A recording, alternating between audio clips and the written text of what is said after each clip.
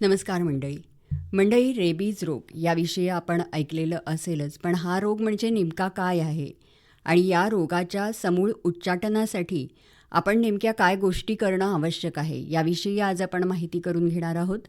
आणि ही माहिती देण्यासाठी आपल्या इथे तालुका पशुवैद्यकीय चिकित्सालय दापोली इथून पशुवैद्यकीय अधिकारी डॉक्टर मुकुंद लोंढे सर आलेले आहेत. चला त्यांच्याकडून रेबीज रोग आणि रेबीज रोगाच्या समूळ उच्चाटनासाठी आवश्यक लोकसहभाग काय असणं गरजेचं आहे याविषयी आता जाणून घेऊया. नमस्कार सर. नमस्कार मॅम. सर, रेबीज म्हणजे काय हे पहिल्यांदा आम्हाला सांगा. रेबीज हा एक विषाणूजन्य आणि प्राणघातक आजार आहे. हा रोग रॅब्डोव्हायरिडी फॅमिलीमधील रेबीज व्हायरसमुळे होतो. रेबीज हा शब्द लॅटिन भाषेतील रॅबेरे या शब्दावरून आलेला आहे. रॅबेरे म्हणजे अत्यंत उग्र, हिंसक किंवा वेड्यासारखे वागणे. रेबीजग्रस्त प्राण्यांमध्ये आणि माणसांमध्ये अशाच प्रकारची लक्षणे आढळून येत असल्याने या आजाराला रेबीज असे नाव देण्यात आले. हा रोग प्रामुख्याने रेबीजग्रस्त प्राण्याच्या लाळेमधून मानव किंवा इतर सस्तन प्राण्यांमध्ये पसरतो. रेबीज हा मज्जासंस्थेवर परिणाम करणारा आजार असल्यामुळे एकदा त्याची लक्षणं दिसू लागली की तो बहुतेक वेळास मृत्यूस कारणीभूत ठरतो. म्हणूनच रेबीजच्या बाबतीत प्रतिबंध हाच खरा उपचार मानला जातो. आता हा रोग नेमका कसा पसरतो? रेबीज विषाणू हा संक्रमित प्राण्याच्या लाळेत असतो. त्यामुळे रेबीजग्रस्त प्राण्याने चावा घेतल्यास किंवा लाळ उघड्या जखमेवर किंवा ओरखड्यावर लागल्यास अथवा लाळ ही डोळे, नाक किंवा तोंडाच्या स्मेशल पटलावर गेल्यास हा रोग पसरतो. आपल्या भारतात या रोगाचा स्रोत नेमका कोणता आहे? भारतात सुमारे 95% अधिक रेबीज प्रकरणे ही जी आहेत ही फक्त कुत्र्याच्या चाव्यामुळे होतात. म्हणूनच भारतात रेबीज नियंत्रण म्हणजे प्रत्यक्षात श्वानांमधील रेबीज नियंत्रण असे म्हणावे लागेल. परंतु रेबीज केवळ श्वानांपुरता मर्यादित नाही. उर्वरित सुमारे 5% रेबीज हा मांजर, माकड, कोल्हा, लांडगा, वटवाघूळ, क्वचित प्रसंगी इतर मांसाहारी वन्य प्राण्यांपासून सुद्धा रेबीज या रोगाची लागण होऊ शकते. म्हणूनच सर्व सस्तन प्राण्यांच्या चाव्याला गंभीरतेने घेणे आवश्यक आहे. म्हणजे फक्त कुत्र्याच्या चावण्यामुळे हा रोग होतो असं नाही, तर इतरही प्राण्यांमुळे हा रोग होऊ शकतो. बरोबर. माणसांमध्ये रेबीजची सुरुवातीची आणि त्यापुढची लक्षणं नेमकी कोणती असतात? माणसामध्ये सुरुवातीला ताप, डोकेदुखी, थकवा, चाव्याच्या ठिकाणी वेदना, जळजळ, मुंग्या येणे अशी लक्षणे दिसून येतात. त्यानंतर रेबीज व्हायरसचा मज्जासंस्थेवर परिणाम होऊन पाणी पाहून भीती वाटणे, त्यालाच इंग्रजीमध्ये हायड्रोफोबिया, तर वाऱ्याच्या झुळकीनेही अस्वस्थतापणा जाणवू लागते, त्यालाच एरोफोबिया असे म्हणतात. गिळण्यास अडचण निर्माण होते, अस्वस्थता, चिडचिडपणा, भीती वाटणे, निद्रानाश, तोंडातून सतत लाळ गळणे, झटके आणि अर्धांगवायू ही लक्षणे दिसतात. म्हणजे ही लक्षणं जर माणसामध्ये दिसून आली तर समजायचं की त्याला रेबीजची लागण झालेली आहे. बरोबर. जशी आपण आत्ता माणसांमधली लक्षणं बघितली तशीच प्राण्यांमध्ये कोणती लक्षणं दिसून येतात? रेबीज ह्या रोगात मुख्यत्वे 2 प्रकारची लक्षणे आढळून येतात. पहिला प्रकार म्हणजे उग्र स्वरूपाचा, त्यालाच आपण इंग्लिशमध्ये फ्युरियस फॉर्म असे म्हणतो. दुसऱ्या प्रकारामध्ये पक्षाघात सारखी लक्षणे आढळून येतात, त्याला आपण पॅरालायटिक किंवा डम फॉर्म असे म्हणतो. आता यामध्ये उग्र स्वरूपाची जी लक्षणं आहेत ती कोणती असतात? ह्यामध्ये प्राणी अचानक आक्रमक व हिंसक वर्तन करू लागतो. आपल्या मालकाला ते ओळखत नसल्यासारखे वागतात. विनाकारण माणसांना, प्राण्यांना किंवा स्वतःला चावा घेऊ लागतात. तसेच इतर कोणत्याही वस्तूला चावं सुटतात. बाधित प्राण्याचा आवाज बदलतो, तो मोठ्याने आवाज काढतो, गुरगुरतो देखील. त्याच्या तोंडातून मोठ्या प्रमाणामध्ये लाळ गळू लागते, तोंडामधून फेस येतो, पाणी पाहून भीती वाटते, तर प्रकाश व आवाजाला तो अतिसंवेदनशील होतो. खाणेपिणे बंद करतात आणि नंतर तो मृत्यू पावतात. पक्षाघात या प्रकारामध्ये कोणती लक्षणं दिसून येतात? ह्यामध्ये जबडा व जीभ लटकल्यासारखे दिसते, वेगळ्या प्रकारचे आवाज काढून ओरडू लागतात, सतत लाळ गळते, श्वसनास अडचण येऊ लागते, चालण्यात अडचण आणि शेवटी पक्षाघात म्हणजेच पॅरालिसिस होऊन मृत्यू पावतो. ह्यामध्ये कुत्रे जोरजोराने ओरडत चावत सुटत नाहीत. हां. वेगवेगळ्या प्राण्यांमध्ये रेबीज ह्या रोगाची लक्षणे ही कमी अधिक प्रमाणात सारखीच असली तरी त्यात थोडाफारपणा तरी वेगळेपणा असतोच. हं. एखादा कुत्रा किंवा इतर कोणताही प्राणी जर चावला तर पहिली आणि सगळ्यात महत्त्वाची कृती काय असली पाहिजे, म्हणजेच नेमकं काय केलं पाहिजे अशा वेळी? जखम किमान 15 मिनिटे साबण किंवा वाहत्या पाण्याने धुतली पाहिजे. हां. कुठलाही घरगुती उपाय करू नये. हं. तात्काळ शासकीय रुग्णालयात जाऊन रेबीज प्रतिबंधक लस घ्यावी.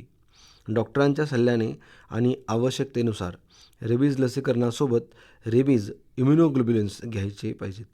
तर पोस्ट बाईट रेबीज लसीकरण वेळापत्रक काटेकोरपणे पाळले गेले पाहिजे. हां. ते चुकवलं नाही गेलं पाहिजे. योग्य वेळी उपचार घेतल्यास रेबीज 100% टाळता येतो. आता रेबीज नियंत्रणात कुत्र्यांचं लसीकरण इतकं महत्त्वाचं का आहे? हा खूप महत्त्वाचा मुद्दा आहे. कुत्रा हा रेबीजचा मुख्य साठवणूकदार आहे. त्यालाच रिझर्वायर होस्ट असंही म्हणतात. एखाद्या भागातील किमान 70% अधिक कुत्र्याचे लसीकरण झाले तर त्या भागात रेबीजची साखळी तुटायला मदत होते. त्यामुळेच आता भारत सरकारने 2030पर्यंत कुत्र्यांमुळे होणारा मानवातील रेबीज मृत्यू शून्यावर आणण्याचे उद्दिष्ट ठेवले आहे. वा. रेबीजमुक्त देश कोणते आहेत आणि त्यासाठी नेमकं काय केलं पाहिजे? रेबीजमुक्त देश हे Japan, United kingdom, Ireland, Australia, New Zealand, Singapore यासारखे देश कुत्र्यांमुळे होणाऱ्या मानवातील रेबीजपासून मुक्त झाले आहेत. ह्या देशांनी आपल्या देशामध्ये कठोर कायदे करून त्याची काटेकोरपणे अंमलबजावणीसुद्धा केली आहे. हां. त्यांनी कुत्र्याची सक्तीची नोंदणी करून घेतली आहे तिथे. हं. कठोर लसीकरण कायदे तिथं अस्तित्वात आहेत. हां. नियंत्रित प्रजनन आहे. प्रभावी शेल्टर आणि क्वारंटाईन व्यवस्थासुद्धा तिथं अस्तित्वात आहे. ह्या सर्व गोष्टींमुळे त्या देशाने रेबीज या रोगावर मात केलेली आहे. या सगळ्या उपाययोजना राबवणं ही खूप गरजेची गोष्ट आहे हा आजार नियंत्रणात आणण्यासाठी. नक्कीच. हां. आपल्याकडे भारतामध्ये मोकाट कुत्र्यांबाबत कायदेशीर चौकट नेमकं काय सांगते? भारतामध्ये ॲनिमल बर्थ कंट्रोल रूल्स लागू झाले आहेत. त्यानुसार मोकाट भटक्या कुत्र्यांना पकडणं, त्यांची नसबंदी करणं, रेबीज लसीकरण करणं, शस्त्रक्रियेनंतर योग्य काळजी घेऊन निरोगी व आक्रमक नसलेले कुत्रे त्यांच्या मूळ क्षेत्रात परत सोडणे हीच कायदेशीर तरतूद आहे. आपल्याकडे सुप्रीम कोर्टाने शेल्टर हाऊसबाबत नेमकं काय सांगितलेलं आहे? सर्वात संवेदनशील हा विषय आहे. सुप्रीम कोर्टाने सर्व मोकाट भटक्या कुत्र्यांना शेल्टरमध्येच ठेवावेत असे आदेश दिलेले नाहीत. तसेच या विषयावर सुप्रीम कोर्टात अजून देखील सुनावणी सुरू आहे. मात्र न्यायालयाने हे स्पष्ट केले आहे की आक्रमक, वारंवार चावा घेणारे, आजारी किंवा सार्वजनिक सुरक्षिततेला धोका निर्माण करणाऱ्या कुत्र्यांना नसबंदीनंतर शेल्टर हाऊस किंवा डॉग कंपाऊंडमध्ये ठेवणे आवश्यक आहे आणि ही जबाबदारी स्थानिक स्वराज्य संस्थांची आहे. डॉक्टर, आत्ताच तुम्ही म्हणालात की ही जबाबदारी स्थानिक स्वराज्य संस्थांची आहे. तर यासाठी स्थानिक स्वराज्य संस्थांनी काय करणं गरजेचं आहे? सार्वजनिक ठिकाणांची सुरक्षितता ठेवणं ही स्थानिक स्वराज्य संस्थांची जबाबदारी आहे. शाळा, रुग्णालये, बस आणि रेल्वे स्थानके, क्रीडा संकुल व इतर सार्वजनिक ठिकाणी आढळणाऱ्या भटक्या श्वानांना पकडून त्यांची नसबंदी करणे, त्यांना वेळोवेळी रेबीज प्रतिबंधक लसीकरण करणे, शेल्टर सुविधा उपलब्ध करून देणे, रेबीज प्रतिबंधक लस व उपचारांची उपलब्धता करून घेणं अशा प्रकारच्या जबाबदाऱ्या स्थानिक स्वराज्य संस्थांना देण्यात आल्या आहेत. या कामी पशुसंवर्धन विभागाची सुद्धा वेळोवेळी मदत घ्यायची आहे. म्हणजे पशुसंवर्धन विभागाच्या मदतीने स्थानिक स्वराज्य संस्थांनी या गोष्टी अंमलात आणायच्या आहेत. हो. आता लोकसहभागातून रेबीज उच्चाटन करण्यासाठी नेमकं काय करणं गरजेचं आहे? रेबीज हा आजार फक्त शासनाच्या किंवा प्रशासनाच्या जोरावर संपवता येत नाही. कारण रेबीज हा ज्ञात असलेल्या सर्वात जुन्या आजारपैकी एक आहे. रेबीज हा फक्त वैद्यकीय आजार नाही आहे, तर समाजाच्या वर्तनाशी थेट जोडलेला रोग आहे.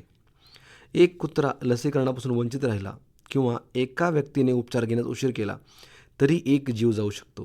हे लक्षात ठेवणे गरजेचं आहे. लोकांनी कुत्र्याच्या लसीकरणास, नसबंदी कार्यास सहकार्य करणे गरजेचे आहे. एक अभियान म्हणून सर्व लोकांनी एकत्रित होऊन ह्या रोगावर कायमची मुक्तता मिळवण्यासाठी प्रयत्न केला तरच रेबीज रोगाचे उच्चाटन सहजपणे शक्य आहे. कुत्रा चावल्यावर त्वरित उपचार घेणं आणि संशयित प्रकरणं न लपवणे हीच रेबीजची साखळी तोडते. प्रत्येक नागरिकाने ही सरकारी जबाबदारी आहे असे न म्हणता ही माझीही जबाबदारी आहे असा दृष्टिकोन ठेवला तरच रेबीज थांबू शकतो. ज्या देशांनी रेबीजवर मात केली तिथे प्रशासनासोबत नागरिकही सक्रिय भागीदार होते. म्हणूनच तर जनजागृती, सहकार्य आणि जबाबदार वर्तन हेच रेबीज उच्चाटनाचे खरे सूत्र आहे. प्रशासन, डॉक्टर आणि नागरिक सगळे एकत्र आले तर रेबीजमुक्त समाज ही अशक्य गोष्ट नाही आहे, तर साध्य होणारी वास्तविकता होणार आहे. मला सर्व श्रोत्यांना हे सांगायचे आहे की रेबीजवर लस आहे, रेबीजवर कायदा आहे.